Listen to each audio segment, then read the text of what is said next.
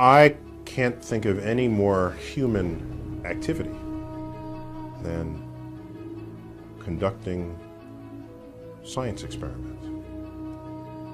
That's what we do as human beings. And we do that more thoroughly and better than any other species on Earth that we have yet encountered.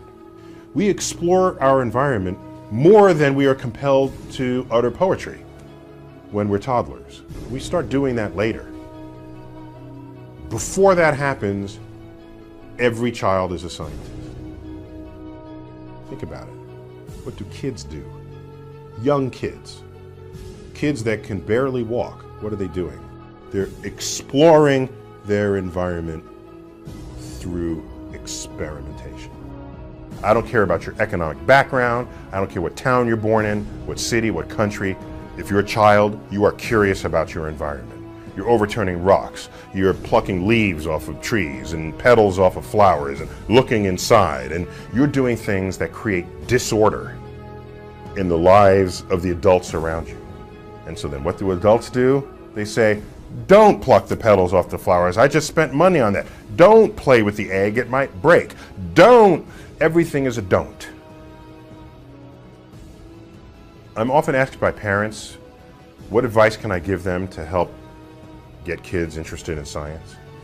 And I have only one bit of advice. Get out of their way. Kids are born curious, period. We spend the first year teaching them to walk and talk, and the rest of their lives tell them to shut up and sit down. So you get out of their way. You know what you do? And you put things in their midst that help them explore. Help them explore. Why don't you get a pair of binoculars? Just leave it there one day. Watch them pick it up and watch them look around. They'll do all kinds of things with it. For me, at age 11, I had a pair of binoculars and I looked up to the moon. And the moon wasn't just bigger, it was better. There were mountains and valleys and craters and shadows, and it came alive. I was transformed by picking up a pair of binoculars and looking up. And so when I think of science, I think of a truly human activity. Something fundamental to our DNA. Something that drives curiosity. They go together. The act of being curious and the act of wanting to do the experiment. When you conduct science, it is the natural world that is the ultimate decider on what is true and what is not.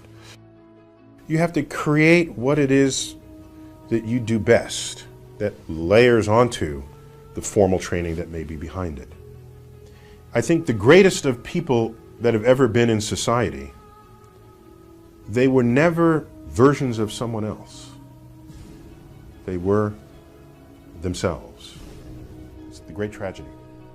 People employed in ways that don't fully tap everything they do best in life. And so I think the greatest of people in society carved niches that represented the unique expression of their combinations of talents. And if everyone had the luxury of expressing the unique combinations of talents in this world, our society would be transformed overnight.